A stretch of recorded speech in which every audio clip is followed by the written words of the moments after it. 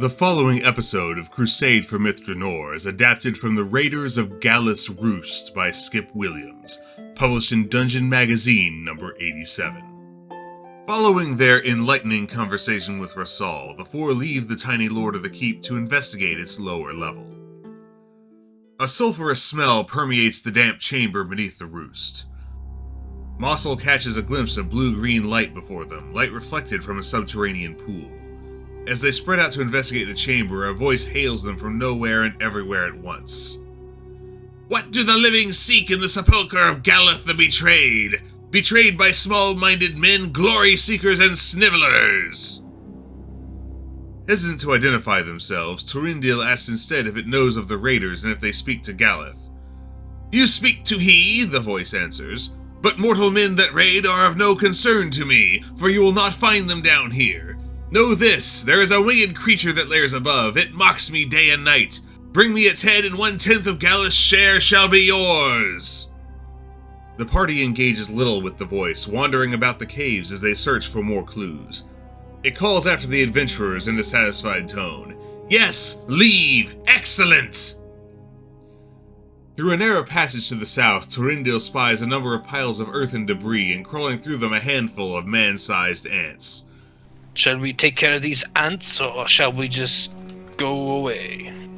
Rilyanasse advises leaving them in peace unless necessity requires them to brawl with the oversized vermin, and instead suss out clues as to the identity of the formless voice. If we track back to where the voice was coming from, maybe we can find some footprints or something to suss out what it is before we find it. Armed with curiosity driven by the mystery, Jade, Massul, Rilyanasse, and Túrendil search the cavern. Their investigations resulting in no further clues, the four elect to explore a passage to the east. The passage winds for some distance before terminating in a wall. Massul's familiarity with worked stone immediately lets him identify it as a secret door and calls for everyone to form up on him. Everybody, form up on us. Jade comments that she didn't know she was joining a military expedition. Massul takes a grip on the secret door, allowing passage into the next room. He carefully proceeds down a short passage with a stone trapdoor above it, and is surprised as a rusty old gate swings down from the ceiling, clipping the dwarf before separating him from the party. The four go over their possessions, brace the gate with their 10-foot pole, and move on to the door. An impressive show of strength from Túrendil yields that the door is not only shut firm and stuck, but there is a great weight upon it, and the strength to budge it is beyond them. Retrieving their pole, they note the door's proximity to the Assassin Vine's grotto, which is within sight around the corner. A sharp eye and recent experience tells them that the creeping vines in the picturesque sunlight of the grotto are recently sprouted assassin vines. The killer plant had gone to seed. The party springs into action, not wanting to chance a repeat of Jynx's unfortunate fate. Jade strikes true against one of the killer fiddleheads. It whips the plants around it into an animated frenzy, threatening to entangle all who come near. Rilyannasse's arrows finish the young plant, far less hardy than their full-grown parent. Calling on Corellan's protection, Túrendil wades into the entangling mass of plants to join the fight. The second fiddlehead slams at him ineffectually, and Massul advances, getting caught up in the vines, his hammer sucking air with a mighty swing that goes wide. The killer fiddlehead misses its next slam, and a combined series of good hits from Túrendil, Ril, and then Massul put the plant down. Lamenting their uncertainty at the edibility of killer fiddleheads, the four leave the vines to become compost and tackle the next challenge in the depths of Galath's Roost. The extent of the giant ant colony apparent, the four attempt to skirt around it. Jade, curious at the subterranean ecosystem beneath the roost, collects a few mushrooms, catching Rilyannasse's attention. The ranger, confident in the harmlessness of their new allies' fungal findings, leaves her to her gatherings. Wanting to be certain as to their surroundings, Túrendil follows the stream separating them from the ants up to the pool near the cave's entrance, poking his head in a small chamber only to find nothing of note. Hugging the western wall, still hopeful to avoid any sort of formic confrontations, the four make their way around the water feature to a pool surrounded by dozens of broken bottles and pottery. Massul notes that the pool's bottom appears smooth, man-made even, but more pressingly both he and Rilyanasse catch sight of a massive viper, lying in wait around the cave's corner. Not wanting to risk whatever venom the unidentified snake may be packing, the group readies for combat. Túrendil calls for the Seldarine's blessing. Massul brings Jynx's fury down on the serpent, and Jade circles around the melee. Unable to get past Túrendil's defenses, the snake falls to a volley of arrows from Rilyanasse.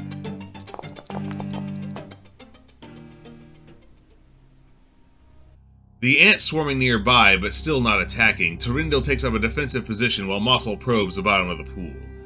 Hairline cracks are apparent at the bottom of the pool. The dwarf considers smashing it. Leaving the thought of destroying the bottom of the pool for later, the four continue to the south along the wall, keeping their distance from the ant nest. A short stairway leads up to a door, which Túrendil tests his strength against. The entryway gives a little, but does not fully open. The door is stuck shut like it had been sealed with globs of fresh paste. Massul approaches and tries his hand, forcing the door open and bursting through a huge honeycomb. Honey drips through the door jamb, and the sweet flowery scent wafts in from the chamber beyond.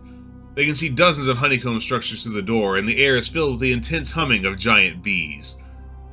Túrendil posits that perhaps their two overgrown insect foes could be coaxed into defeating one another. Quickly abandoning that thought, and armed with Ril's knowledge that the bees are particularly vulnerable to smoke, the four gather the green corpses of the killer fiddleheads and some brush from above. Using blankets, shields, and thick boughs, Túrendil, Rossal, Rilyanasse, and Jade engineer an underground fire, forcing the giant bees to retreat and successfully navigating their hive without risking stings to themselves or harm to the industrious insects. The corpses of several kobolds, obviously stung to death with claws covered in honey, litter the winding tunnels south of the beehive. Beyond them, a break in the ancient wall reveals a 10-foot wide corridor, walls and ceiling plastered with a decorative mural of a night woodland scene.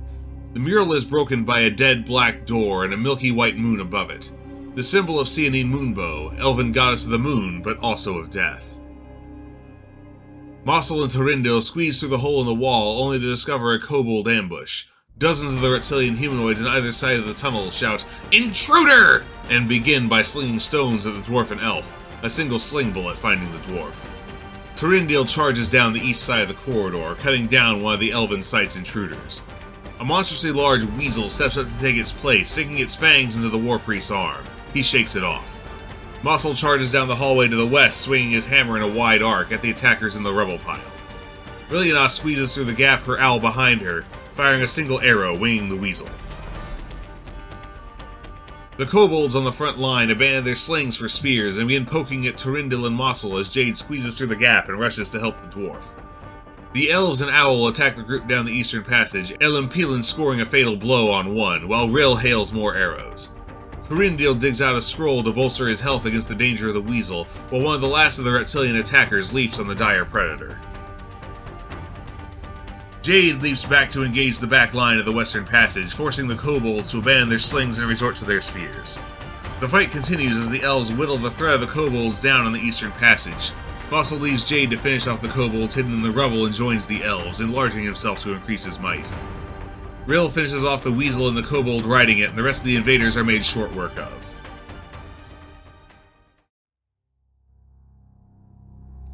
Around the corner, Massul finds the kobolds had made a den in this structure and even taken a human prisoner. Certain there is little more danger, the dwarf asks a few questions, finding the kobold's prisoner was stung, rendered unconscious, and awoke as a prisoner down here.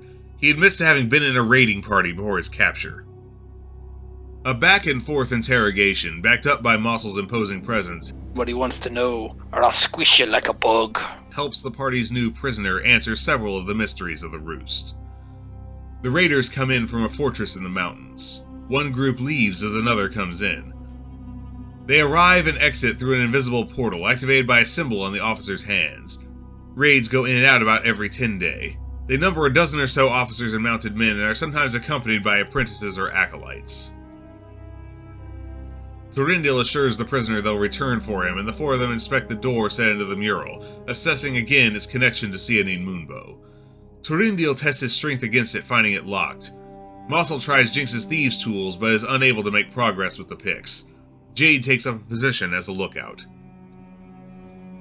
After a short moment, a spectral figure apparates behind the four. The ghostly figure of an elf in full plate materializes, blocking the only exit. "Sheathe your weapons and explain yourselves immediately," he commands in perfect elven.